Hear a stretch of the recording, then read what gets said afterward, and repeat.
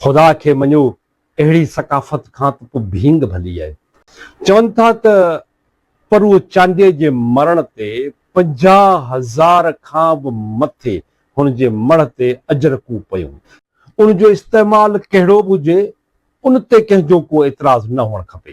को अजरक जी गोॾ वधे थो या का कंपनी चप्पल ते अजरक जो डिज़ाइन ठाहे थी, अजरक सकाफ़त सां गॾोगॾु कमर्शलाइज़ बि थी पवंदी।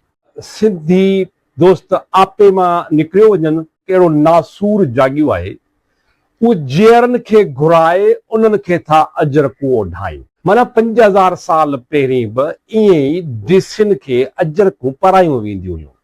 हिकु राशि करप्ट डीसी जंहिंजे करे पूरो ज़िलो तबाह थियो पियो आहे। एसपी हुजे, एमपी हुजे, एमएनए हुजे, वॾेरो हुजे, रईस हुजे, इहा ॻाल्हि वरी अलॻि आहे त वरी पराइण वारा कहिड़ा चङा मुड़ुस आहिनि। मेनपुड़ी गुटके जूं मंथलियूं वठंदड़ ठिड़कू जाहिल सहाफ़ी बसि पोइ त लाइव पादर पे खाधाई ऐं लाइव नशरियात वई पे। इहो साॻियूं शाम जो अजरकनि वारी 5000 साल पुराणी सकाफ़त में टोपी निराड़ ते टेकियो वेठो आहे। असांजा अॿोज सिंधी ताड़ियुनि जा ठका लॻा पिया आहिनि, वात उन्हनि जो खीसो लॻो पियो आहे।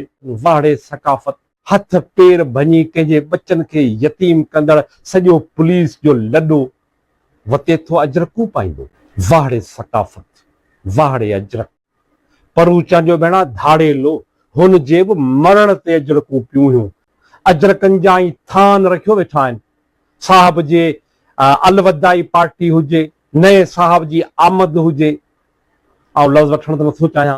सिंध तबाह मुड़ुस था शह पर वटींदा वतन।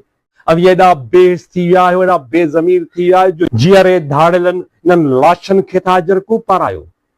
इन्हनि धाड़ियलनि खे त को मोए ते बि अजरक न पाराए। असांजी सकाफ़त अहिड़ी त कान हुई। त ॿुधो, जे थोरी बि साञा अथव तव्हां लाइ कणक ऐं अटे जो बंदोबस्तु कयो। अजरक पराणी अथव त उन शागिर्द खे वञी पारायो। अजरक पराणी अथव त उन इंसान खे पारायो जंहिंजी सॼी ज़िंदगी सेक्रीफाइस थी वई।